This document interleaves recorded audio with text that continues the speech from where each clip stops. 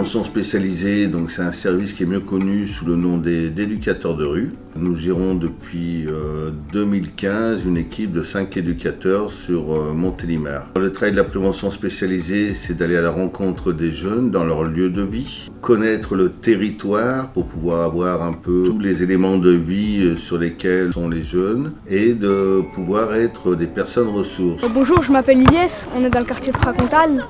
On va vous présenter les activités qu'on fait. Avec Mathéo, on fait du basket. Moi, je peux me soulager grâce à Mathéo et Djibril. Leur présence apporte au quartier du bien et de l'amusement.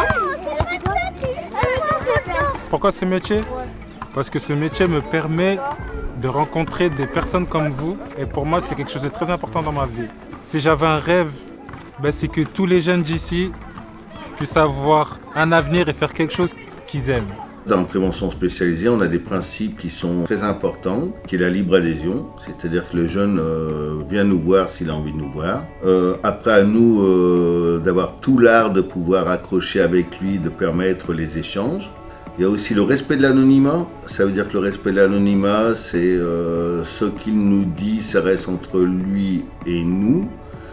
Tant qu'il n'est pas prêt à ce qu'on puisse parler de lui à d'autres personnes. Nous avons un contrat de territoire, donc à Montélimar, on intervient sur 3 quartiers prioritaires, mais on ne se contente pas de rester sur les quartiers prioritaires, on intervient aussi sur l'ensemble des jeunes montiliens. Tous les mercredis après-midi, on se retrouve en bas des immeubles et les éducateurs animent des jeux.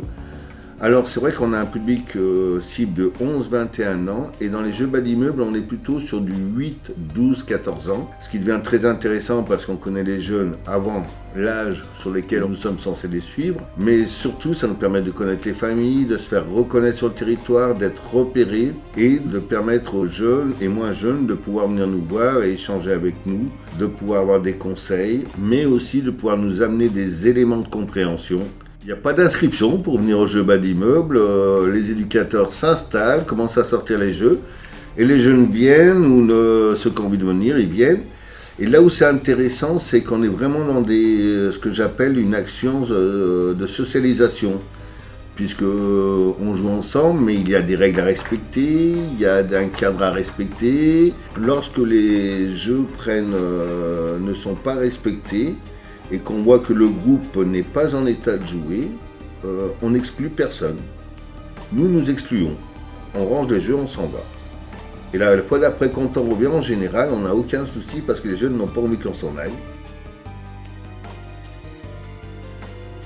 À Montélimar, nous avons beaucoup développé les chantiers éducatifs.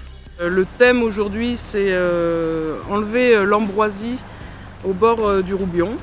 Parce que l'ambroisie c'est une plante allergène et du coup la mairie nous a demandé si on pouvait intervenir dans le cadre du chantier éducatif. Pour certains c'est leur premier contrat de travail, pour d'autres ils en ont fait quelques-uns ou dans le cadre de la prève en chantier ou alors des petits boulots à droite à gauche et intéressés par ces chantiers parce que ça leur donne un rythme de travail.